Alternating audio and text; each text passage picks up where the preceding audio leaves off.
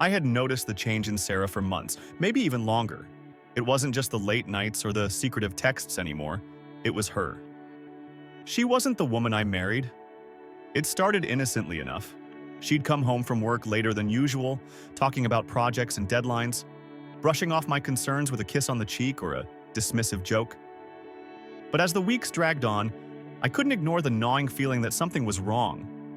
Intimacy between us had faded to a shell of what it used to be. She had always been passionate, but now there was a hunger in her, something feral and insatiable. When we were together, it was almost as if she was somewhere else, detached, her mind chasing something I couldn't give her.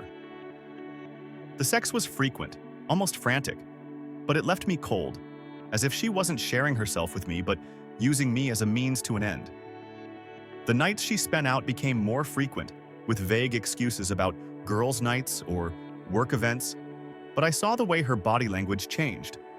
She was no longer interested in the small moments, breakfast together, casual conversations, but instead, she seemed to be chasing something just out of reach.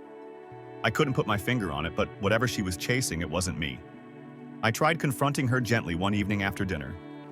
"Sarah, we need to talk," I said, leaning against the counter while she washed her plate. She didn't turn around. "About what?" Her voice was too casual, like she already knew what I was going to say. "Us. I feel like you're not here anymore, like your mind's always somewhere else. Are you seeing someone?" She laughed, but it was hollow, like a practiced response. "You're being paranoid again. Just because I've been busy doesn't mean there's someone else." She turned and looked at me, but her eyes didn't meet mine. They were distant, cold, like she wasn't even in the room with me. I wanted to believe her, but the doubt gnawed at me. Something wasn't right. The house became quieter over the next few weeks. Sarah was home even less. She'd leave in the middle of the night saying she needed space to clear her head, or that a friend was going through a tough time. I tried to give her the benefit of the doubt, but the emptiness in our house was too loud to ignore. I was losing her, and I didn't know why. Then one night, I decided to check her laptop. It was late, past midnight, and she was out again. I wasn't proud of it, but I needed answers. What I found confirmed my worst fears, but in ways I hadn't imagined.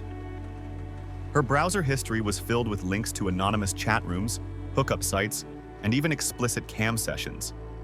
My stomach churned as I realized the extent of her secret life. She wasn't just cheating, this was an addiction.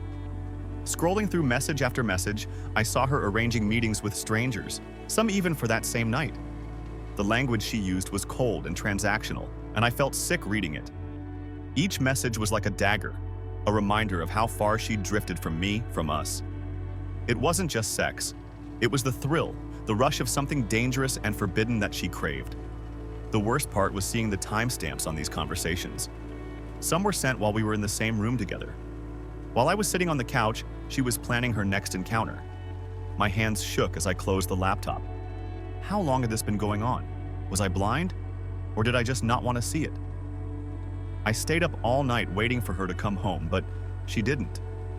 And when she finally walked through the door the next morning, wearing that same dress from the night before, I couldn't hold it in anymore. "Where were you?" I asked, standing in the kitchen doorway. My voice was calm, but inside I was a storm. She didn't flinch, just shrugged like it was no big deal. "Out. You know, with friends," she said. But the lie was obvious. Her makeup was smeared, and there was a faint smell of cologne that wasn't mine. "I checked your laptop, Sarah." I spat the words out before I could stop myself, the dam of anger and hurt breaking. "I saw everything." She froze. For the first time in months, there was no snarky comeback, no dismissive laugh. Her face went pale, and for a moment, I thought she might apologize. But instead, she just stared at me, and what I saw in her eyes wasn't guilt. It was defiance. The silence between us was suffocating. "How long?" I asked, my voice barely a whisper, though I already knew the answer. "How long have you been doing this?" She didn't look at me, just crossed her arms and leaned against the counter. "Does it matter?" That response hit harder than any admission of guilt ever could. She didn't care. There was no remorse, no regret, only the cold reality that this was who she was now. "It matters to me," I said, trying to keep the anger from boiling over. "We built a life together, and you're throwing it away for, what? Strangers? Anonymous hookups? Sex that doesn't mean anything?" She rolled her eyes as if I was the one being unreasonable. "It's not about them. It's about me. I can't stop. I don't want to stop. I thought you'd understand, or at least try to, but you don't. You're just like everyone else. You think you can control me, tell me what's right and wrong, but you don't get it. This is who I am." Her words hung in the air like poison. This is who I am. The realization hit me hard. She wasn't just cheating, she was addicted. It wasn't about love or even desire. It was about an uncontrollable urge that consumed her, driving her further away from me with each encounter. "I love you, Sarah," I said, my voice shaking, "but I can't live like this. You're tearing us apart." She laughed, but there was no humor in it. "You think this is about love? This has nothing to do with you. It never did." Her words felt like a slap in the face. I had been trying to save something that was already dead, clinging to the hope that she could be the woman I fell in love with. But she was gone, replaced by someone I didn't recognize, someone who didn't care about anything but feeding her addiction. "I want you to leave," I said, finally finding my voice. "I can't do this anymore." She looked at me, surprised. For a moment, I saw a flicker of something in her eyes. Fear, maybe. But it was gone as quickly as it came. She nodded, as if she had been expecting this all along. "Fine," she said, her voice flat. "I'll pack my things." As Sarah packed her things, I sat in the living room, staring at the wall. My mind was numb, unable to process everything that had just happened. This wasn't how it was supposed to end. We were supposed to have a future, a life together. But now, it felt like I was watching it all slip through my fingers, and there was nothing I could do to stop it. She walked past me, suitcase in hand, not even looking at me. The door clicked shut behind her, and with it, any hope I had left. But as I sat there in the silence, something inside me snapped. This wasn't just about the betrayal anymore. This was about everything. The lies, the manipulation, the emotional abuse. She had used me, controlled me, and I had let her. But not anymore. I grabbed my phone and started scrolling through the messages I had found on her laptop. Names, dates, places, they were all there. This wasn't over yet, not by a long shot. After Sarah left that morning, I felt like the walls of the house were closing in on me. Every room held a memory of what we had, and each memory was now tainted by the knowledge of what she had become. I sat in silence for hours, replaying everything in my mind. The late nights, the lies, the cold detachment. How had I missed it?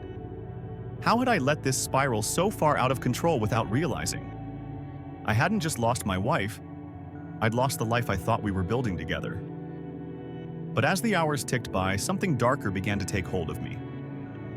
This wasn't just about her affairs anymore. It was about the fact that I had been left in the dark, humiliated, and used. I deserved answers, real ones, not the dismissive, hollow excuses she had thrown at me before leaving. By the evening, I knew what I had to do. There was no point in wallowing in self-pity. I needed to understand the full scope of her betrayal, to know every detail no matter how painful. I opened my laptop again, staring at the messages, feeling a sick pit forming in my stomach. But I pushed through it. If she had reduced our marriage to this, faceless strangers and transactional sex, then I had to face the truth, no matter how ugly it was. As I scrolled deeper into the messages, I realized it wasn't just random hookups. It was something darker, something I hadn't expected. Sarah wasn't just chasing casual encounters. She was meeting men for what could only be described as reckless, dangerous sexual thrills. Some of the messages referenced group settings, others hinted at even darker things. Public encounters, risque settings, things that made my stomach churn. And then I found something that stopped me cold. There were links to videos. She had filmed it. Not just once, not just with one person. Multiple encounters, all archived, all linked in her messages. The explicitness of it, the rawness of what I was about to witness, made me pause. But something inside me, maybe anger, maybe self-destruction, pushed me to click the links. My heart pounded in my chest as the first video loaded. I almost closed the window immediately, but I couldn't stop myself. It was like watching a car crash in slow motion. The video started, grainy and amateur, but there she was, Sarah, laughing, smiling, and doing things that shattered whatever illusions I had left of her. She looked so comfortable, at ease in her world of lust and debauchery. The woman in the video wasn't my wife. It was someone else, someone who had buried the person I once loved. I slammed the laptop shut, bile rising in my throat. I couldn't watch anymore. She wasn't just cheating, she was exploiting every boundary of decency, dragging our relationship through the filth. And the worst part? She didn't even care. All those nights she had come home to me, acted like nothing was wrong, and shared my bed. How long had she been leading this double life? I had to get out of the house. I grabbed my jacket and keys and stormed outside, needing to escape the suffocating weight of what I'd just uncovered. I drove aimlessly, my mind racing with rage and confusion. Every streetlight that blurred past felt like a reminder of the betrayal I was drowning in. How could I have been so blind? How could I have let this go on under my nose for so long? The worst part wasn't the cheating. It was that she didn't even seem to care about the consequences. She had made a mockery of everything we had, and now I was the one left picking up the pieces, trying to make sense of the wreckage. I found myself pulling into a parking lot, not even sure how I got there. It was late, maybe after midnight, but I wasn't thinking about time. I needed a drink, something to dull the swirling storm inside me.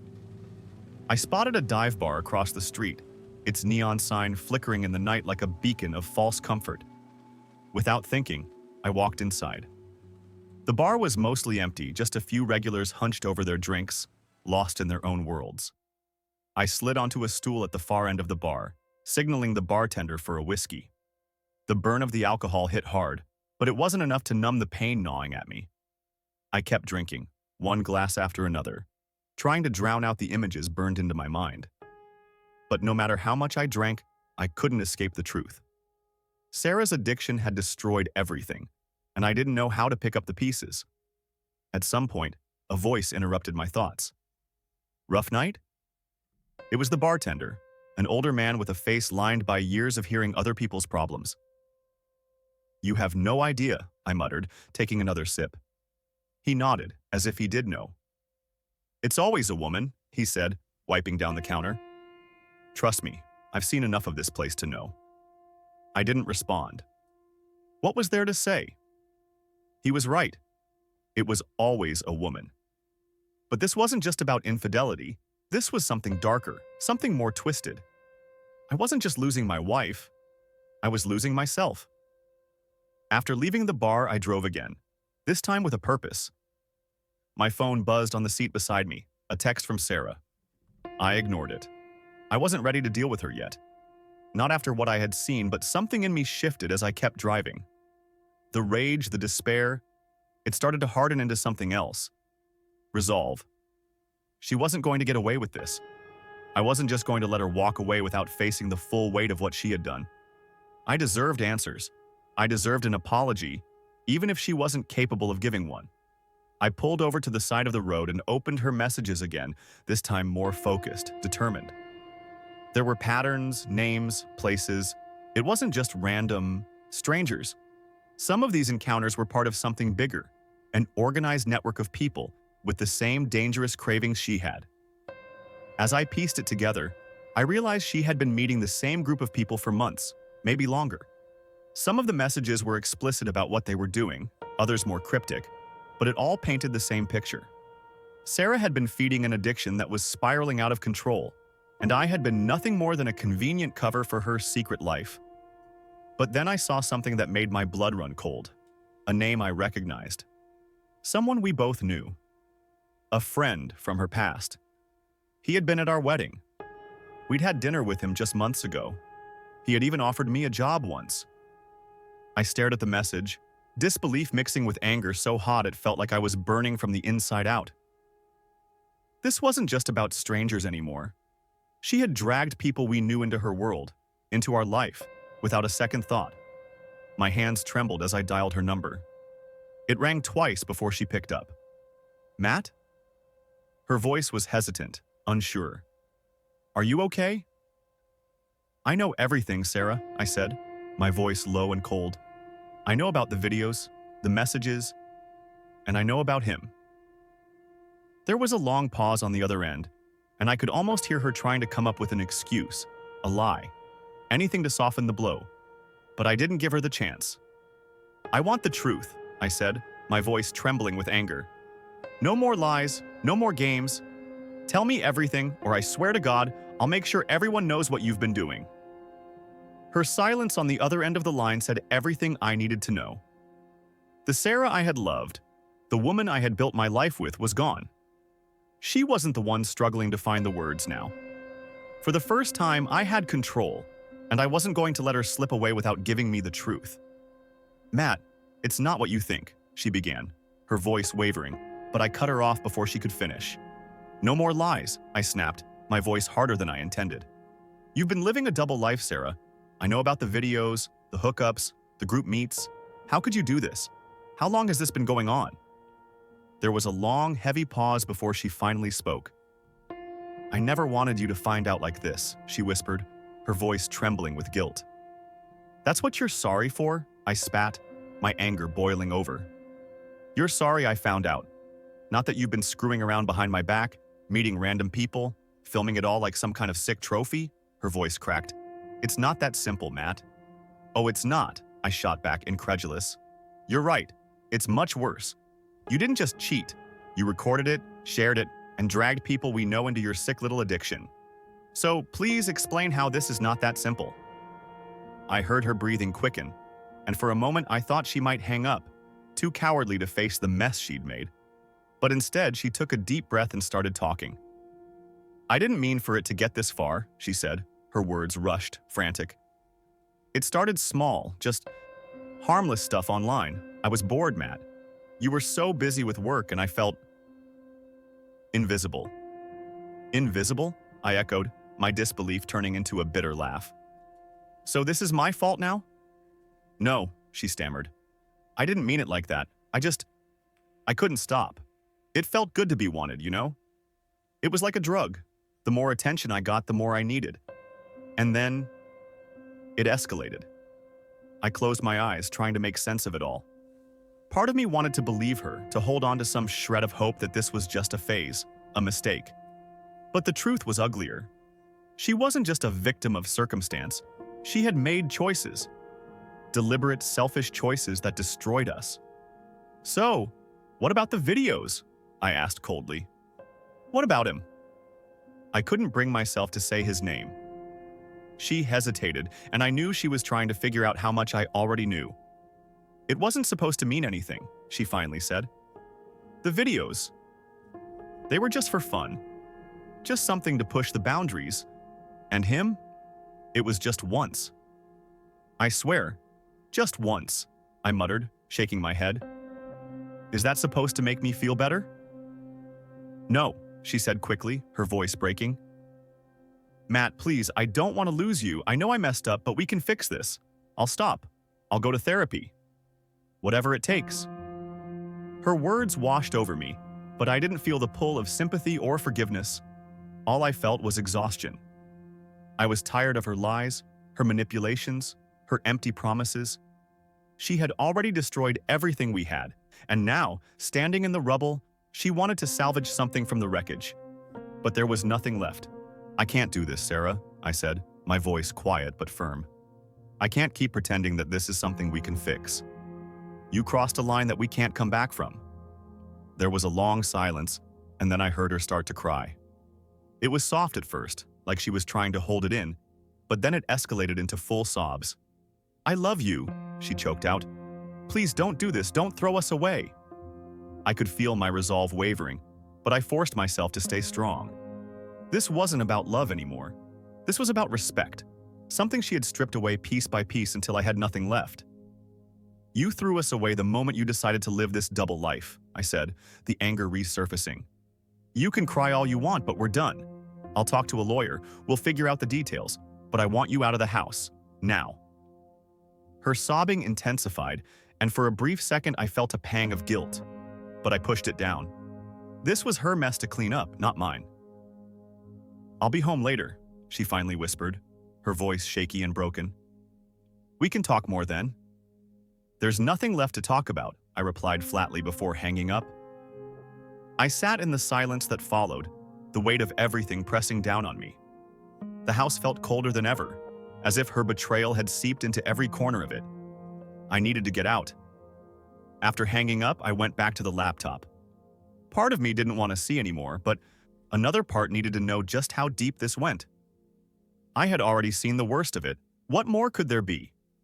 I opened the folder again, scrolling through the names of videos, dates, and places.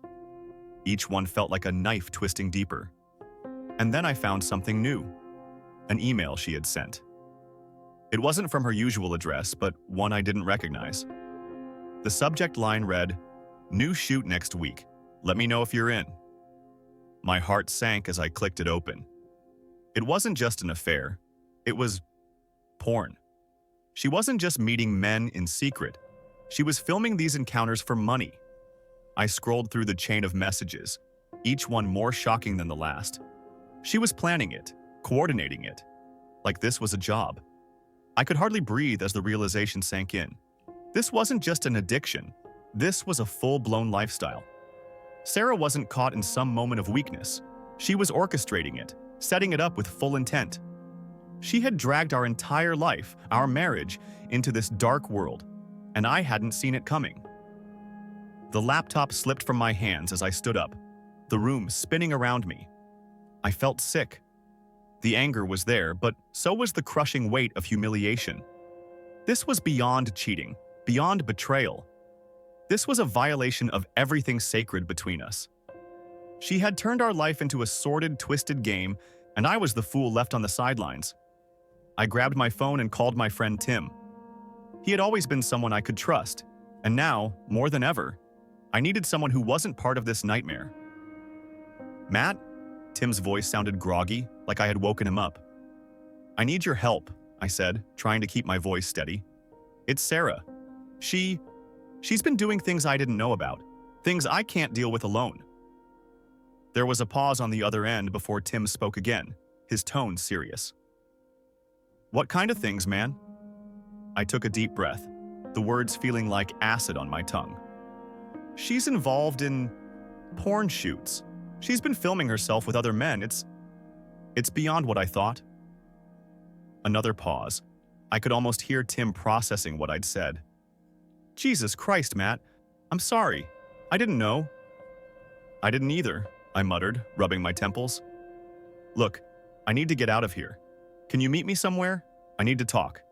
I need advice." "Yeah, man, of course," Tim said quickly. "Let's meet at the diner by your place in half an hour. You good to drive?" "I'll manage," I replied, though the truth was I felt anything but steady. I hung up, grabbed my jacket, and left the house without looking back. I needed to clear my head, to figure out what came next. Sarah had destroyed everything, our marriage, our home, our life, and now I had to figure out how to rebuild from the ashes. As I drove toward the diner, my mind raced. Sarah would be coming home soon, expecting more discussions, more chances to explain away her behavior. But there was nothing left to say. I knew the truth now. I had all the evidence I needed to end this for good. But as I pulled into the parking lot, another thought struck me. What if this wasn't just about ending things? What if I could make sure she couldn't escape the consequences of what she'd done? She had destroyed me, used me, betrayed me in ways I never thought possible. I wasn't just going to walk away without making her pay for that. Tim was waiting for me at the diner when I walked in. He stood up when he saw me, his face grim. "You okay?" I shook my head. I'm not okay. But I have a plan." Tim sat across from me, his face pale as I laid everything out. Sarah's affairs, the videos, the porn shoots. The shock on his face mirrored the disbelief I still felt. He leaned back in the diner booth, running a hand through his hair as he processed the twisted reality of it all. "Jesus, Matt," he muttered, shaking his head. I had no idea she was this far gone. I mean, an affair is one thing, but filming it? Getting paid? I know, I replied, my voice flat. I thought I knew her, Tim. But now, I don't even recognize who she is anymore. And the worst part? She doesn't seem to care. It's like she's accepted this is who she is. He stared at me, trying to find the right words. But what could he say? There was no manual for how to handle this kind of betrayal. No blueprint for how to rebuild a life that had been shattered in such a grotesque way. So, what's the plan? Tim finally asked. You said you had one. What are you gonna do? I took a deep breath, my mind spinning with everything I had uncovered. First, I'm going to meet with a lawyer. I need to protect myself. Make sure she can't drag me into this mess legally. But that's not enough. I want everyone to know what she's been doing, her friends, her family. I'm not going to let her walk away from this without facing the consequences. Tim frowned, leaning forward. Are you sure about that? I mean, I get it. You're angry, and you have every right to be. But exposing her like that? It's going to get ugly, Matt. It's already ugly, I snapped. She humiliated me. She destroyed everything we had. Why should I keep this secret for her? She didn't care about our marriage. Why should I care about her reputation? Tim held up his hands in a gesture of surrender. I'm not saying you're wrong. I'm just saying, think about what that'll do. Not just to her, but to you. Are you ready to be the guy who airdropped his wife's dirty laundry for everyone to see? I stared at him, my anger still simmering beneath the surface. He wasn't wrong, but the thought of just walking away and letting her get away with this felt unbearable. She had built her life on lies, and now I was the one picking up the pieces. Why shouldn't she be exposed for what she really was? Look, Tim said after a long pause, if you want to make her pay, I get it. But let's not rush into this. Focus on protecting yourself first. Get the legal side handled, then decide what comes next. You don't want to make a mistake in the heat of the moment. I nodded, though the rage bubbling inside me wasn't easily quieted. Yeah, I said finally. You're right. I'll talk to the lawyer first, but I'm not letting this slide, Tim. She's going to face what she's done. Tim sighed but nodded in agreement. Just be careful, man. Don't let her drag you down with her. The next day, I found myself sitting in a small, sterile office across from a lawyer I had hired on short notice. Her name was Janet, and from the moment I walked in, I could tell she wasn't the type to sugarcoat things. So, she said, flipping through the paperwork I had given her, your wife has been involved in extracurricular activities, to put it mildly. And you're looking to file for divorce based on this? Yes, I said, my voice steady. I want her out of my life, but I also need to make sure I'm not dragged into any legal trouble because of what she's been doing. Janet raised an eyebrow, her pen tapping against the folder. You mentioned videos. Pornography? Yeah, I muttered, still feeling the bile rise in my throat every time I thought about it. She's been filming herself with other men. Selling it, from what I can tell. She nodded, her expression professional but firm. The good news is, as long as you had no involvement in this, meaning you didn't help her with it or benefit from it financially, this shouldn't impact you legally. But you're right to be cautious. If this becomes public, it could complicate things. Custody, finances, all of it. I swallowed hard, the weight of it pressing down on me. So, what do I do? You divorce her? Janet said matter-of-factly. We'll file based on infidelity, and with the evidence you've provided, there shouldn't be much of a fight. But be prepared. She may try to contest it, especially if this goes public. People like your wife often fight back when they're exposed. Her words hit hard. Exposed. It was what I wanted, to drag Sarah's secrets into the light. But now, sitting in this office, the full scope of what that would mean began to sink in. I wasn't just dealing with a simple divorce. I was dealing with someone who had built her life around lies, and once those lies unraveled, there was no telling what she would do. Okay, I said, my voice firmer now. Let's file. I want this over with as quickly as possible. Janet nodded, scribbling a note in her folder. I'll get the paperwork started. In the meantime, I'd recommend you don't confront her directly.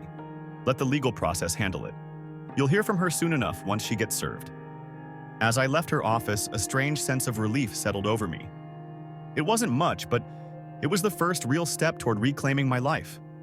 For too long, I had been trapped in the nightmare of Sarah's addiction, her lies, her betrayals. Now, there was a path forward, one that didn't include her.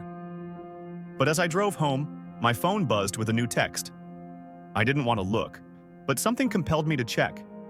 It was from Sarah. "Can we talk? Please, Matt. I need to explain." I shouldn't have responded. Every part of me knew that talking to her again would only drag me back into the mess, into the emotional roller coaster of her manipulations. But I couldn't help myself. I needed to hear her out, if only to confirm what I already knew, that there was nothing left to salvage. "Fine," I texted back. "Come by the house tonight." When she arrived that evening, the air between us was thick with tension. She stood in the doorway, looking hesitant, vulnerable. Her eyes were red, like she had been crying for hours. But I couldn't find it in myself to care anymore. Whatever sympathy I might have had for her was buried under layers of anger and disgust. "I didn't come here to fight," she said quietly as she stepped inside. I want to explain. I want you to understand." "Understand what?" I snapped. "That you've been lying to me for years? That you've been screwing random guys and filming it like some kind of hobby? What's there to explain, Sarah?" She flinched, her hands wringing nervously. "It's not about them. It was never about them. I was trying to find something that I couldn't get from our life. I know that sounds horrible, but I couldn't stop. I needed the thrill, the attention. It made me feel alive." Her words only fueled the fire of my anger. "So I wasn't enough for you? Our marriage wasn't enough?" She shook her head, tears spilling down her cheeks. "It wasn't like that, Matt. I love you. I've always loved you. But something inside me was broken and I didn't know how to fix it. I thought maybe if I pushed the boundaries, if I explored these things, I could figure out who I was." Her words twisted in my gut, a mix of guilt and fury churning inside me. "You don't get to blame your problems on our marriage, Sarah. You destroyed everything we had. You humiliated me. You turned our life into a lie. And now you're standing here asking for what? Forgiveness? Understanding?" She didn't answer. She couldn't. Because we both knew the truth. There was nothing left to save. "I'm filing for divorce," I said, my voice cold and final. "It's over. And if you think for 1 second that I'm going to let you drag me through this hell any longer, you're wrong. I've already spoken to a lawyer. You'll be served soon." Her face crumpled, fresh sobs racking her body. "Please, Matt, don't do this. We can fix it. We can go to therapy. I'll get help. I'll stop. I swear." But it was too late. It had always been too late. I stood there, watching her cry, feeling nothing but a hollow emptiness where my love for her used to be. She had taken everything from me, and now she was trying to take my dignity too. "Leave," I said quietly, my voice barely above a whisper. "I don't want to see you again." She looked at me, her eyes wide with desperation, but she knew it was over. Slowly, she turned and walked out the door, leaving me standing alone in the house that once held all our dreams. As the door clicked shut behind her, I finally let out a breath I hadn't realized I was holding. It was done. The fight was over. And though the pain would linger, I knew I had made the right choice. The house felt colder after she left, as if the very walls were holding their breath, waiting for the next inevitable collapse. For a long time, I just stood there in the silence, trying to absorb everything that had happened. But the numbness settled in like a heavy fog, dulling the sharp edges of my anger and despair. There was no going back now. I had made my decision, and there was no room left for regret. The divorce papers were already in motion. The process had begun. I'd severed the ties that had once bound us together, and there would be no more second chances, no more explanations. Sarah had made her choices, and now I had made mine. I spent the next few days in a kind of daze, going through the motions of work, eating, sleeping, but none of it felt real. Every time I saw her name pop up on my phone, a message or missed call, I ignored it. There was nothing left to say. Yet every time I closed my eyes, I couldn't escape the memories. The way she had laughed when we first moved into this house, how we'd made plans for our future, the late-night conversations about having kids. All of it was gone now, tainted by her betrayal, buried under the weight of her addiction. Tim dropped by one evening. He hadn't called ahead, just showed up at my door with a six-pack in hand and a look of quiet concern on his face. He didn't ask if he could come in, he just pushed the door open and stepped inside. "I figured you could use some company," he said, handing me a beer as he settled on the couch. I nodded, grateful for the distraction. "Yeah, thanks." For a while, we sat there in silence, the clinking of our beer bottles the only sound breaking the quiet. Tim didn't push, didn't ask how I was holding up or what my next move was.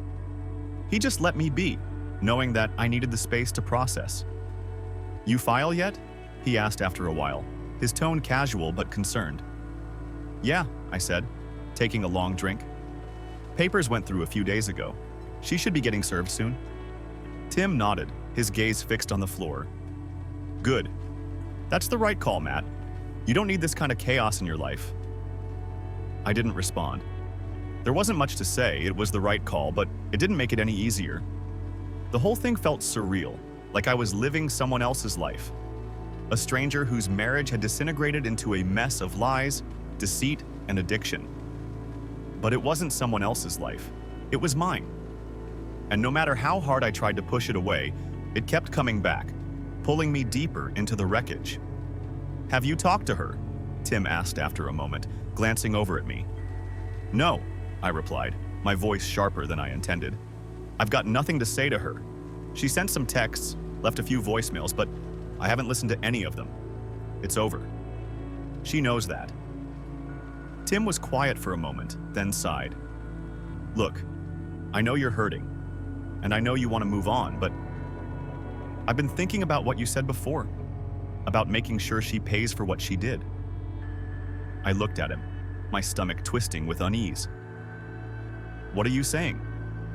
"I'm saying, if you really want to expose her, if you want everyone to know what she's been up to, you've got options." Tim's voice was low, measured. "You've got the evidence, Matt. You could make this public, send it to the right people, her friends, her family. Hell, even her work. You'd be justified after everything she's done to you." The idea had crossed my mind more than once. The videos, the messages, they were all still sitting there on my laptop, a ticking time bomb waiting to go off. But every time I thought about actually using them, about sending them out into the world for everyone to see, I felt a pang of guilt. Not for Sarah, but for myself.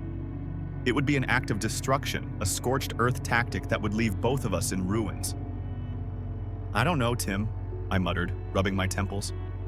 "It sounds good in theory, but I don't want to become like her. I don't want to be the guy who airs out his dirty laundry for revenge." Tim shrugged, his eyes thoughtful. "It's not about revenge, man. It's about making sure she doesn't get away with it. She's been living this life for too long, and now it's time for her to face the consequences." "I've already filed for divorce," I said, my voice hard. "That's the consequence. She loses me. She loses everything we built together.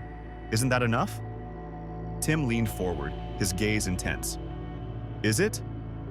The question hung in the air between us, heavy and unanswered. Was it enough? Or was I just trying to convince myself that walking away was the high road, the path of least resistance? The truth was, part of me wanted her to suffer the way I had suffered, to feel the same humiliation, the same shame. But another part of me, the part that had loved her once, didn't want to become someone I couldn't respect. "I don't know," I admitted, my voice barely above a whisper. "I don't know if I can do it." Tim nodded, his expression softening. "I get it, man. But just know, if you change your mind, you've got the power to make sure she doesn't walk away from this unscathed. You've got the truth on your side." That night, after Tim left, I found myself alone with my thoughts once again. The house was quiet, too quiet. Every creak of the floorboards, every gust of wind outside felt amplified, echoing in the emptiness of the life Sarah and I had once shared.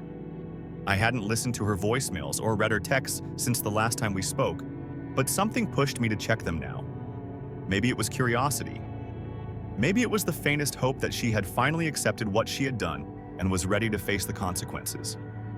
I opened the most recent message, my heart pounding in my chest. "Matt, please. I know you're angry, and you have every right to be, but I need to talk to you. I need to explain why things got this bad. Please, just hear me out. I'll be at the house tomorrow. I need to see you. If you don't want to talk, I'll leave. But I have to try. The familiar swirl of emotions surged through me. Anger, confusion, pain. What more could she possibly have to say? What could she explain that would make any of this better? But deep down, I knew I couldn't ignore her forever. If she was coming to the house, I'd face her. One last time. The next afternoon, I waited in the living room, a heavy sense of dread settling over me. I knew Sarah would be here soon, and I wasn't sure if I was ready for whatever she had to say. I had made my decision. This marriage was over. The papers had been filed.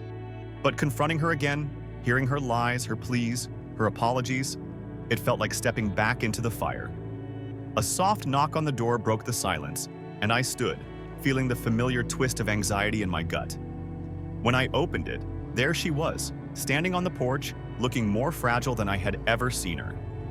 Her eyes were swollen from crying, her hair pulled back messily. She wasn't the confident, manipulative woman I had come to despise over the past few months. She was broken, and for a brief second I felt a flicker of sympathy. "Can I come in?" she asked, her voice small and shaky. I nodded, stepping aside to let her in. She walked into the living room, her gaze flicking around the room as if she were seeing it for the first time in years. "You're still not answering my calls," she said softly, sitting on the edge of the couch. "There's nothing left to say," I replied, staying by the door. "You've already said enough." "I know," she whispered, wiping her eyes. "But I need to explain. I know I've hurt you more than I can ever make up for, but this wasn't just about me being selfish. I'm sick, Matt." I frowned, confused. "Sick?" She nodded, her hands trembling. "I'm a sex addict. I've been going to meetings for the last week. I've been seeing a therapist. It's not an excuse for what I did, but I didn't know how bad it had gotten until it was too late." Her words hit me like a punch to the gut. I had suspected there was more to this than just cheating, more than just infidelity. But hearing her say it out loud, admitting that her addiction had consumed her, was more than I had expected. "I didn't want to hurt you," she continued, her voice breaking. "But it got out of control. The videos, the hookups, the lies. I couldn't stop. And now I've lost everything because of it." For a moment, I stood there in silence, the weight of her confession pressing down on me. Part of me wanted to scream, to yell that this didn't change anything, that addiction or not, she had made choices that destroyed us. But another part of me, a small, broken part, felt something else. Pity. "You should have told me," I said, my voice thick with emotion. "You should have let me help you before it got to this point." "I know," she sobbed. "I know I should have. But I was ashamed. I didn't want you to see how weak I was, how broken I was. So I hid it, and I kept hiding it, even when I knew I was losing you." Her tears flowed freely now, but I didn't move to comfort her. I couldn't. Not after everything. "You need help, Sarah," I said quietly. "Real help. But I can't be a part of it. I can't save you from this. You have to save yourself." She nodded, sniffling as she wiped her eyes. "I'm sorry, Matt. For everything." I stood there, feeling a hollow ache in my chest. The woman I had loved was gone, replaced by someone I didn't know. Someone lost in her own pain and addiction. And as much as it hurt, I knew that this was the last time we would ever speak like this. "Goodbye, Sarah," I said, turning toward the door.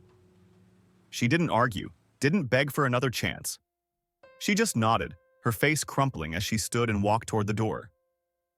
As she stepped outside, the weight of our broken marriage settled over me, heavier than ever.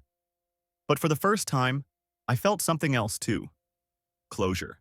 After Sarah walked out of the house that final time, the silence that filled the space was heavy. It was a strange kind of quiet, not just the absence of noise, but the absence of everything that had once been familiar. For so long, this house had been a reflection of our life together, our plans, our memories, our love. But now, it felt like a tomb, a reminder of everything that had fallen apart. I stood by the window, watching her car disappear down the street.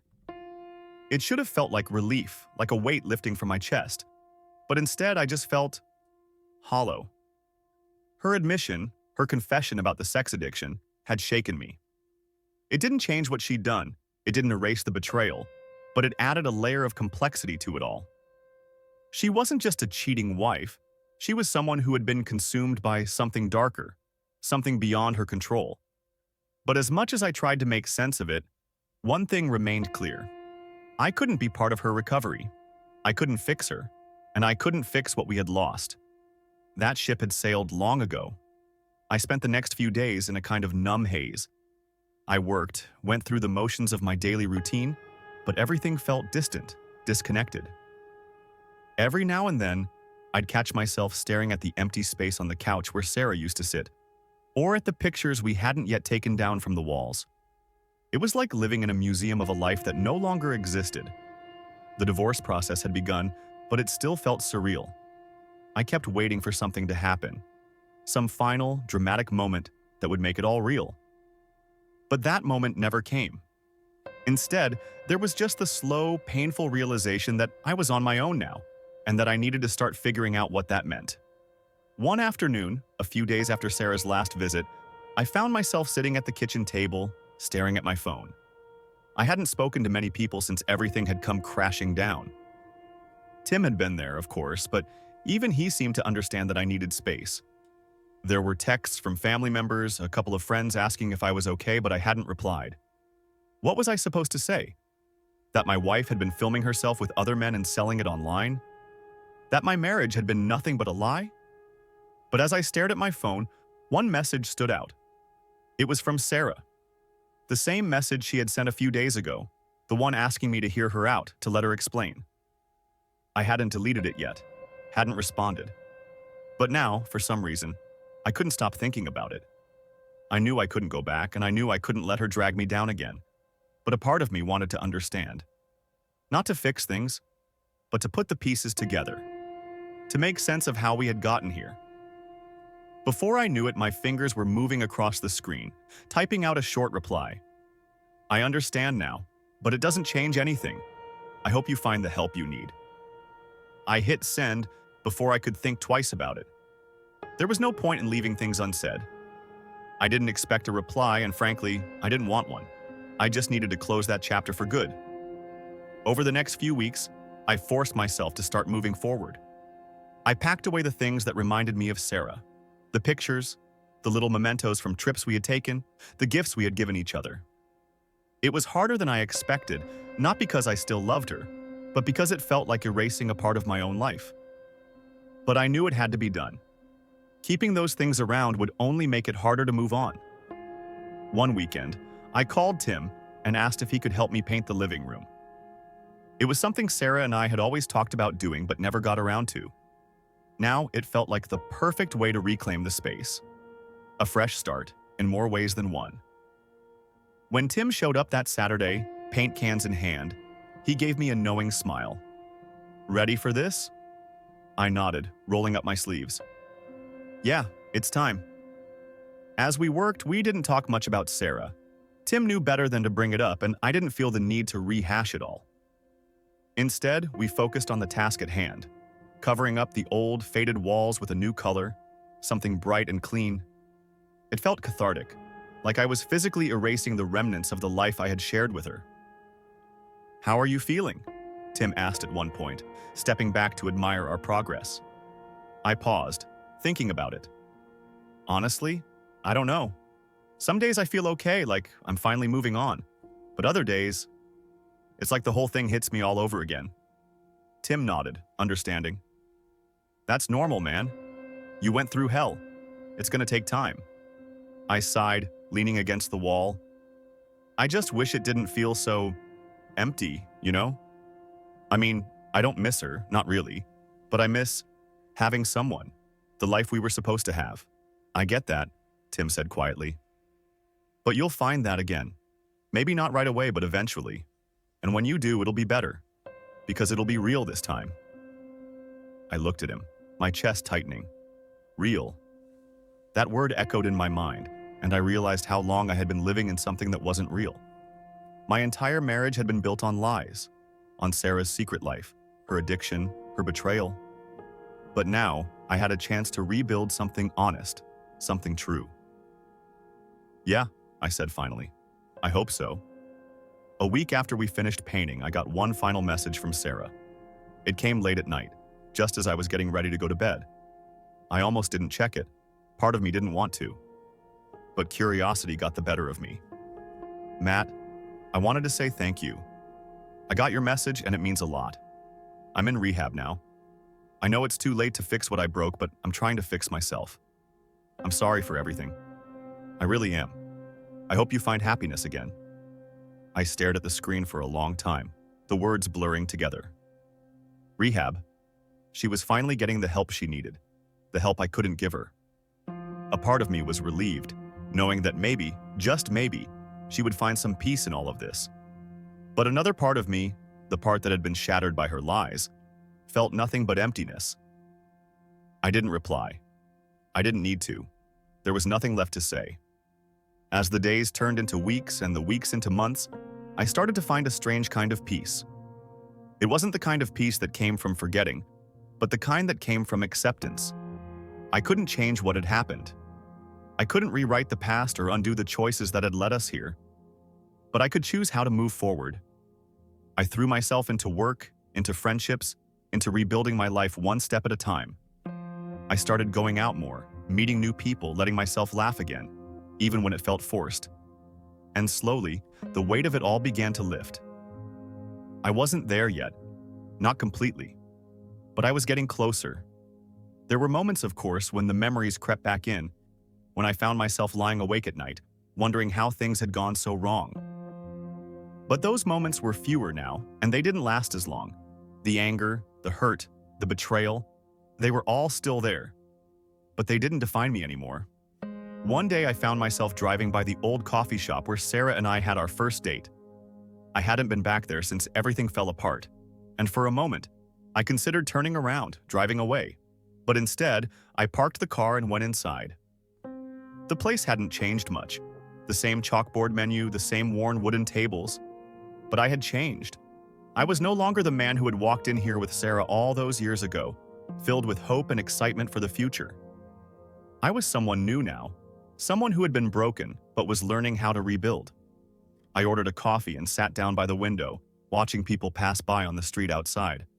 And for the first time in what felt like forever, I didn't feel like a victim of someone else's choices.